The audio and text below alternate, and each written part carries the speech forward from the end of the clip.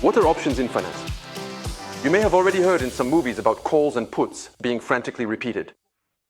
Maybe you've had pop-up tutorials on your computer that start unexpectedly and explain how to get rich quickly and easily in just a few clicks. Those are options. Let's start with the definition. An option is a right to buy or sell an underlying asset at a set price and on a specific date. The expiration date is the date on which you have the right to exercise the option.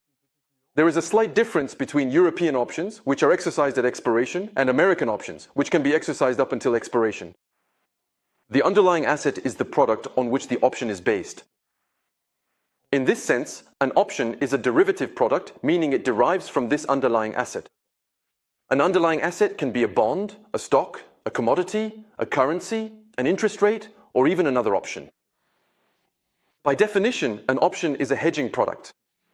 Let's consider an industrial company that needs to buy wheat in 6 months. If this company buys a call option, that is a right to buy, it will have a maximum price for purchasing wheat. If the price of wheat rises above the strike price, which is the exercise price, then the company can exercise its option and benefit from a maximum price.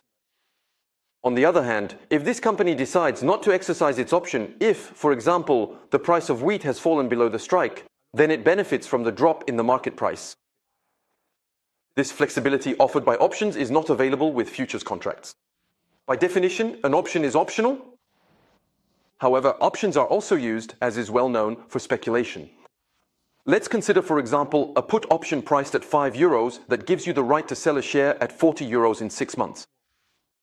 Let's assume, in a favorable scenario, that the underlying asset's price in 6 months is €30. In this case, you paid €5 for your option minus 5. In 6 months, you buy the share at the market price minus 30.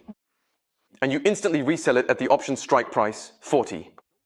So your result is minus 5, minus 30, plus 40, which equals €5. That's indeed positive. On the other hand, if the market price had risen above €40, then you wouldn't have exercised your option and you would lose the entire premium. Of course, this is a very risky operation. One last question. Who would buy a share from you at €40 when it's only worth 30 on the market? Of course, it's the person who sold you the option, the put seller. They gave you the right to sell, so for them, it's an obligation to buy.